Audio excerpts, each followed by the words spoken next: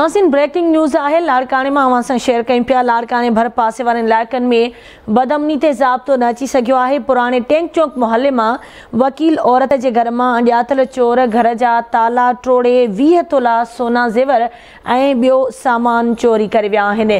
Breaking news है, अवां सां शेयर कयूं पिया। लाड़काने भर पासे वाले इलाइक़नि में बदअमनी ते ज़ाब्तो न अची सघियो। तफ़सील मालूम कंदासीं। लाड़काने में आवाज़ न्यूज़ रिपोर्टर रशीद समो असां सां लाइन ते मौजूद है।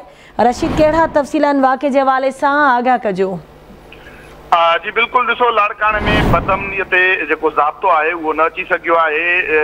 ॾींहों ॾींहुं जेके चोरियूं फुर्जियूं जेके वारदात आहिनि उहे वधंदियूं पियूं वञनि।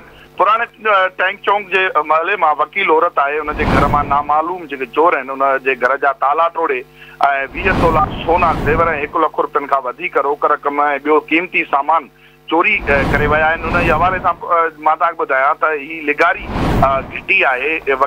पुराणे टैंक चौक ते वकील आहे सलमा मुश्ताक भुट्टो, जंहिंजे घर में नामालूम चोरनि घेड़ी करे ताला भञी 20 तोला सोना ज़ेवर ऐं 1 लख रुपया खां वधीक रोक रक़म चोरी करे विया आहिनि। उन मौक़े ते सलमा मुश्ताक भुट्टो जेकी वकील आहे उन सां असांजो राब्तो थियो आहे त उनजो चवणु आहे त असां कराची में शादीअ ते वियल हुआसीं ऐं पुठियां नामालूम चोर घर जा ताला टोड़े चोरी करे विया आहिनि। अहिड़ो इतलाह हद जे इलाहाबाद थाणे के पुलिस खे ॾिनो आहे, पर हिन वक़्त ताईं को बि जेको आहे न चोरी वापसि थी सघी आहे, न जेके चोर आहिनि उहे गिरफ़्तार थी सघिया आहिनि। ऐं वधीक सलमा मुश्ताक भुट्टो जेकी वकील आहे उनजो चवणु आहे त मूं केतिरा ई भेरा SSP लाड़कानो सरफराज़ नवाज़ खे फ़ोन कई ऐं राब्तो करण जी कोशिशि कई, पर हुन फ़ोन अटेंड करण जी बि ज़हमत न कई ऐं फ़ोन हुन अटेंड न कई। हुनजो वधीक वकील औरत जो चवणु आहे त असांजा जेके सोना ज़ेवर आहिनि ऐं जेकी रोक रक़म आहे चोरी थी वई आहे उहा वापसि कराए ॾिनी वञे असां सां।